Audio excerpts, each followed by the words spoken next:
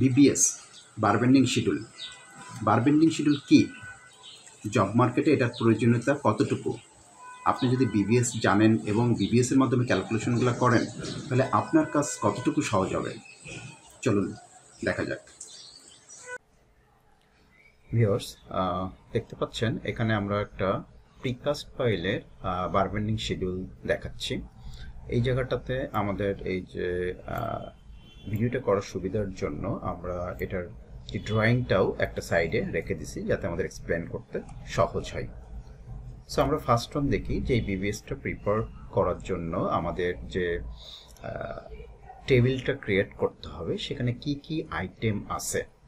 So আমরা step by step দেখি যে ফার্স্ট ওয়ান আমাদের একটা সিরিয়াল নাম্বার থাকবে, যে কতগুলা আইটেম আমরা এখানে ইনপুট করতেছি। যেমন আমাদের এখানে এক থেকে শুরু করে আমরা 7টা মতো আইটেমের জায়গাটাতে আমাদের আছে।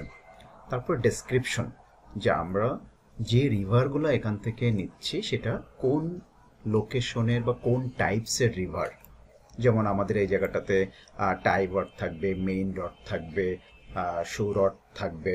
তো এইগুলো আমরা স্পেসিফিকভাবে ডেসক্রিপশনে বলে দিব যে এটা আমাদের মেইন বার। যদি আপনাদের একাধিক টাইপসের মেইন বার থাকে, যেমন একটা কলামে বা একটা পাইলেই 25 মিলি রড আছে, 20 মিলি রড আছে, 16 মিলি রড আছে, তাহলে আমাদের মেইন বারগুলো ততগুলো পার্ট করে দিতে হবে, তাহলে আমাদের ক্যালকুলেশন করতে সুবিধা হবে। সো আমরা এই জায়গাটাতে মেইন বার আমাদের রয়েছে হচ্ছে দুই টাইপসের, এক 25 মিলি আর একটা হচ্ছে 20 মিলি। সো আমরা এখানে দুইটা মেইন বার ইনক্লুড করে দিছি। তারপরে হচ্ছে আমরা টাইভার এবং টাইভার দিছি। আমাদের পাইল প্রিকাস্ট পাইলে আমাদের টায়ার স্পেসিং হচ্ছে দুই টাইপসের। দেখুন এই জায়গাটাতে এই যে জোন এ, জোন বি, জোন আবার এ, তার মানে মিডিল পোর্শনে আমাদের টায়ার স্পেসিংটা বেশি, সেজন্য এটা একটা মিডিল পোর্শন একটা রাখছি, আর দুই এন্ডে আমাদের স্পেসিংটা কম। সো এই জন্য আমরা দুইটা পার্ট রাখছি, মিডিলটাই আউটারটাই দুইটা, মানে মিডিল পোর্শনের বাইরে দুইটা। সো এটা একটা পার্ট রাখছি। তারপর হচ্ছে শো রডটা কি? প্রিকাস্ট পাইলের আমাদের এই যে ফ্রন্ট একেবারে যে জায়গাটাতে আমাদের স্লোপ আছে বা উচালো টাইপের, এই জায়গাটাতে আমাদের পাইল শোর সাথে এমএস যে শু আছে তার সাথে আমাদের 5টা রড কানেক্ট করে দিতে হয়, সেই রডটাও আমরা এখানে ইনক্লুড করে দিছি। তারপর রয়েছে টপ রড।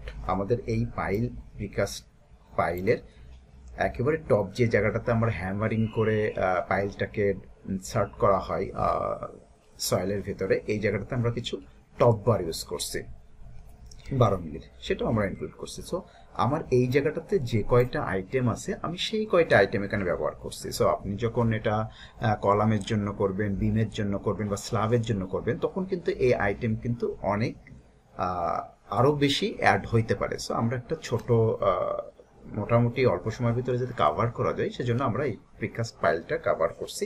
পরবর্তী ভিডিওতে আমরা আরো ডিটেলস বা প্রিকাস্ট পাইল আছে এখানে, যে আমাদের পাইল ক্যাফের আছে, ক্যাপ, তারপরে স্ল্যাব, লিফটল, এগুলো আমরা পরবর্তীতে দেখাবো যদি আপনারা ইন্টারেস্টেড দেখান আর কি। তাহলে দেখুন তো আমার ডেসক্রিপশন আসলো, তারপরে বার মার্ক। এখন এই জায়গাটাতে আমাদের মার্ক করতে হবে যে রডটা ব্যবহার করতেছি সেই বার। সো এটা আমাদের মেইন রড, সো এটাকে মার্ক করছি। আমরা যখন মিডিলটাই ব্যবহার করছি, স্টিরাফ ইউজ করতেছি, তখন স্টিরাফের প্রত্যেকটা পোর্শন আমরা এখানে মার্ক করে দিছি। সো সেই অনুযায়ী এই জায়গাটাতে কিন্তু এই মেজারমেন্টটা আমরা প্রোভাইড করব। যেমন এই এ, তার মানে এই রডটা এই জায়গাটাতে যে লেন্থটা, সেই লেন্থটা আমরা এর জায়গাটাতে বসাবো। এই বি এর যে লেন্থটা, সেখানে বি এর জায়গায় বসাবো। এখানে যেহেতু স্কোয়ার, সেক্ষেত্রে আমার সব সেম টাইপসের হচ্ছে, কিন্তু এটা যদি আপনার স্কোয়ার না হইতো তাহলে কিন্তু এটা ভ্যারিয়েবল হইতো, যার কারণে আমি পার্টগুলো বেশি রাখছি। এটা আপনাদের কাজের সুবিধা বা প্রয়োজন অনুযায়ী এটাকে মডিফিকেশন করতে পারেন। আমি জাস্ট একটা ফরম্যাট দেখাচ্ছি, যে ফরম্যাটটা দেখে আপনারা খুব সহজে যাতে বার বেন্ডিং শিডিউলটা প্রিপেয়ার করতে পারেন। ওকে, তারপরে আসি যে বার শেপ। এই বার শেপগুলো আমরা এখানে দেখাই দিলাম। টপ বার যেখানে আমরা পাইল ক্যাফের ক্ষেত্রে যখন করছি, দেখেন ক্যাফের ক্ষেত্রে কিন্তু আমার আপনার হচ্ছে বটম বার আছে, বটম বার, এটা বটম বার দেখাইছি, এটা টপ বার। তারপর হচ্ছে আমার চেয়ার আছে, চেয়ারের শেপটাও আমরা দেখাইছি। ঠিক এটা এটা দেখাচ্ছি যে ডিফেন্ড করতেছে আপনার কাজের ধরনের উপরে। সো তারপরে আসলো বার শেপের পরে বার স্পেসিং। আমার যদি রডগুলো কত পর পর বসাচ্ছি সেটা স্পেসিংটা যদি দেওয়া হয় তাহলে নাম্বার অফ বার আমরা সহজে বের করতে পারবো। তারপরে নোজ অফ বার, সো এই বার স্পেসিং এবং লেন্থ থেকে আমরা নাম্বার অফ বার বের করতে পারবো। তারপরে এখানে মেজারমেন্টটা আমরা দিয়ে দিচ্ছি এবিসি করে, আমরা একটু বেশি জি পর্যন্ত দিয়ে রাখছি। সিসি এটা ক্লিয়ার কাভার বোঝাচ্ছি, ক্লিয়ার কাভারের পোর্শনগুলো আমাকে কনসিডার নিয়ে আসতে হবে। তারপরে হচ্ছে ল্যাপ লেন্থ, যদি আপনার যে রডটা ইউজ করতেছেন সেখানে যদি আপনার ল্যাফিং আসে সেক্ষেত্রে আপনার ল্যাপ লেন্থ ইউজ করতে হবে। তারপরে টোটাল এবং total length, weight, total weight of KG, remarks, কোনো রিমার্স থাকলে সেটা ইনক্লুড করবেন।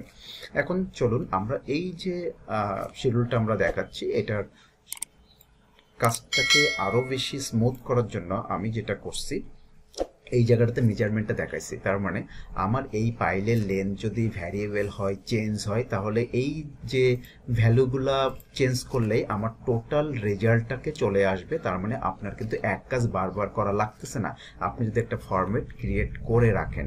ওকে, এটা আমার এখানে পাইল, আমার এই প্রিকাস্ট পাইলটা 18x18 আছে, 18 ইঞ্চি বাই 18 ইঞ্চি। তো এটা যদি 14x14 হইতো তাহলে এটাকে আপনার রিক্যালকুলেশন করা, নতুন করে করার দরকার ছিল না। এই জায়গাটাতে শুধু আপনি হচ্ছে ভ্যালুটা চেঞ্জ করে দিবেন, ভ্যালুটা চেঞ্জ করে দিলে আমার কিন্তু এটা কানেক্টেড করা। তারপরে লেন্থ আমার মিডিল পোর্শনের, এই দেখুন মিডিল পোর্শনে আমার হচ্ছে 29 ফিট, এখানে 29 ফিট আমি, সো এখানে এটা প্রিপেয়ার করে রাখছি 29 ফিট। আর এখানে রয়েছে হচ্ছে আপনার 2 ফিট, সরি এখানে রয়েছে 14 ফিট 6 ইঞ্চি, মানে 14.5 ফিট। এটা আমরা 14.5 ফিট করে রাখছি কারণ এটা স্পেসিং ডিফারেন্স আছে। এবং টোটাল লেন্থ হচ্ছে 58 ফিট, সো এটা আমরা 58 ফিট এই জায়গাটাতে ইনপুট করে রাখছি। এখন দেখুন এটা আমরা কিভাবে এটার সাথে কানেক্ট করছি। এখানে দেখুন আমাদের এখানে বার 25 মিলি বার কয়টা আছে, এখানে 25 মিলি বার দেখুন ক্রস সেকশনে দেখানো যাচ্ছে। 25 মিলি বার রয়েছে 4টা এবং 20 মিলি বার রয়েছে মেইন ভার্টিক্যাল বার, এখানে মেনশনই করা আছে 4টা। সো আমরা এই জায়গাটাতে 25 মিলি বসালাম এবং নাম্বার অফ বার আমাদের ড্রয়িংয়ে আছে 4টা। এখন এই যে লেন্থ, এই লেন্থটা আমরা হচ্ছে কি করছি, এটাকে আমরা মিটারে কনভার্ট করছি, এই জায়গাটাতে ফিটে দেওয়া আছে।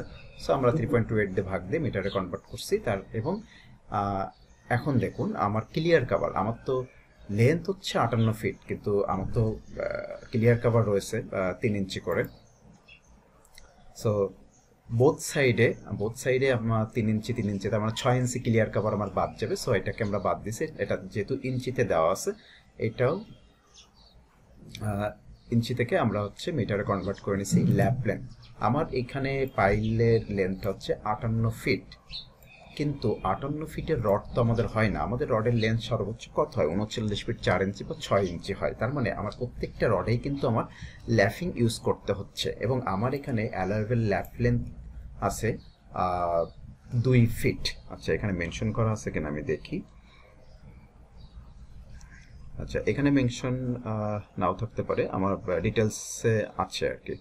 ঠিক আছে, 2 ফিট ল্যাপ লেন্থ, তার মানে এই জায়গাটাতে আমরা ল্যাপ লেন্থ 2 ফিট, এই যে 2 ফিট ল্যাপ লেন্থ আমরা ইউজ করছি। তাহলে আমার প্রত্যেকটা বারে 2 ফিট ল্যাপ লেন্থ সহ আমার টোটাল লেন্থ আসতেছে 18.14 মিটার। ওকে, এখন তাহলে টোটাল লেন্থটা আমার কত আসতেছে, এইটা হচ্ছে শুধুমাত্র এই একটা রডের লেন্থ 18.14 মিটার এটা আসতেছে। তাহলে আমার এখানে বার ইউজ করতেছি 4টা, তাহলে এই টোটাল লেন্থটাকে আমরা নাম্বার অফ বারের সাথে গুণ করে দিব, এটা লিঙ্ক আপ করে দিলাম। তাহলে এই যে আমার 4টা টোটাল লেন্থটা এটা আসলো।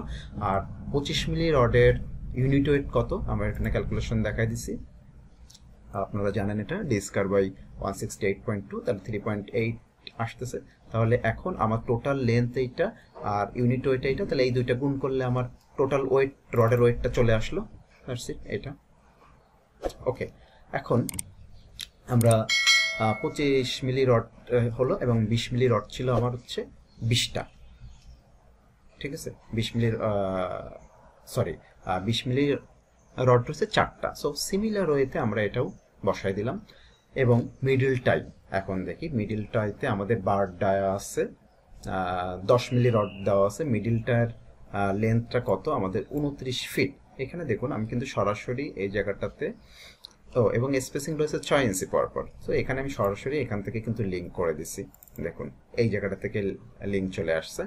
এইটা ডিভাইডেড, এইটা এটা হচ্ছে ফিটে আছে, ফিটকে আমি 12 দিয়ে গুণ করে এটা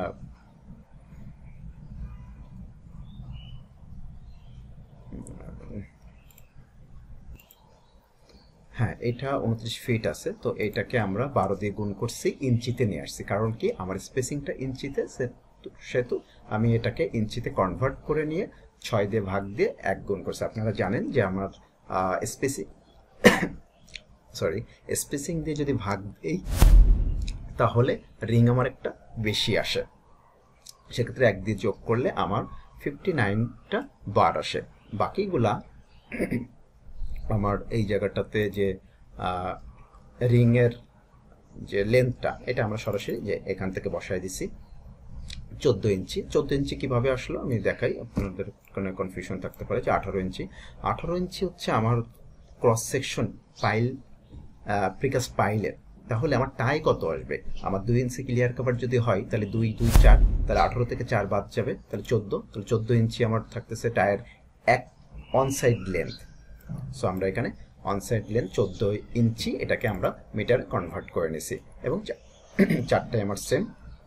এবং এফ কোনটা, এফ হচ্ছে হুক, হুক আমার হচ্ছে 3 ইঞ্চি। সো আমরা 3 ইঞ্চি, এই যে আমরা এখান থেকে হুক কানেক্ট করে দিয়েছি, এটা সবসময় সেম হবে, 3 ইঞ্চি নর্মালি হয়। এবং টোটাল লেন্থ এবং বাকিটা সিমিলার ওয়েতে আমরা এই ওয়েটটা পেয়ে যাব। সো মিডলটাই হলো। এখন এখানে তারপর হচ্ছে আউটারটাই, এই যে 14.5 ফিট, 14.5 ফিটের স্পেসিং হচ্ছে 3 ইঞ্চি করে। সো আমরা এখানে 3 ইঞ্চি করে যদি বসাই তাহলে আমাদের এই যে এখানে আমার 3 ইঞ্চি কিন্তু আমি ক্লিয়ার কভার বাদ দিছি, কারণ কি আমার লাস্টে কিন্তু ক্লিয়ার কভার আছে, কিন্তু এইটাতে মিডিল পোর্শনে তো আমার কোনো ক্লিয়ার কভার নেই, যেহেতু আমরা এই পোর্শনটা শুধুমাত্র কাউন্ট করছি, এখানে ক্লিয়ার কভার নাই। কিন্তু যখন এইখানে আসতেছি তখন কিন্তু আমার ক্লিয়ার কভার আছে। সো এটা ক্লিয়ার কভার বাদ দিতে হবে, নাহলে কিন্তু আমাদের ক্যালকুলেশন প্রপারলি হবে না। সেখানে 3 ইঞ্চি বাদ দিয়ে আমরা আর 3 দিয়ে ভাগ করছি, তাহলে এখানে আমাদের 57টা আসতেছে। হ্যাঁ, এখন প্রশ্ন হতে পারে এখানে তো 1 যোগ করতেছে না। হ্যাঁ, 1 যোগ করতেছে না কারণ এই জায়গাটাতে আমরা লাস্ট 10 পর্যন্ত আমরা রডটা বসাইছি। সো এখানে আমাদের এইটার 6 ইঞ্চি পরে স্পেসিংটা আসবে, তার মানে 6 ইঞ্চি বাদ দিয়ে আমার হিসাবটা আসবে, যার কারণে আমি একটা রিং যোগ করতেছি না, না করলে আমাদের ওভার ক্যালকুলেশনটা চলে আসতেছে। কিন্তু যদি টোটাল, যেহেতু এই জায়গাটাতে আমরা 1 যোগ করে দিছি একটা রিভার, সো আশা করি এটা বুঝতে পারছেন। সো আউটার টাই এবং বোথ পোর্শনের জন্য এটা আমি 2 দিয়ে গুণ করে দিলেও আমার ক্যালকুলেশন হয়ে যেত। সো আমি একটু ডিটেলসে করছি আর কি। সো এটাও সিমিলার ওয়েতেই আমার ক্যালকুলেশন হয়েছে। এবং এটা এই টাইটুক কত আসছে আমার 168 কেজি। সো এটা একটা আমি ক্যালকুলেশন করে রাখছি। সো এটা গেল। তারপর হচ্ছে আমার শু রড রয়েছে কত, এখানে আমরা একটু ক্যালকুলেশনটা ড্রয়িংয়ে দেখে আসি। 2 ফিট 6 ইঞ্চি, 2 ফিট 6 ইঞ্চি 5টা রড এখানে আছে। কত মিলি রড রয়েছে এখানে আমার 12 মিলি রড রয়েছে। সো আমরা এই জায়গাটাতে এই যে শু রডটা 2.5 ফিট, এটা 5টা রড আছে এখানে মেনশন করে দিলাম। আর এটাকে ফিটটাকে আমি হচ্ছে মিটারে কনভার্ট করে নিলাম। দেন এখানে আমি একটু করে নিই, বুঝতে সুবিধা হবে ফ্রিজ করে নিলে।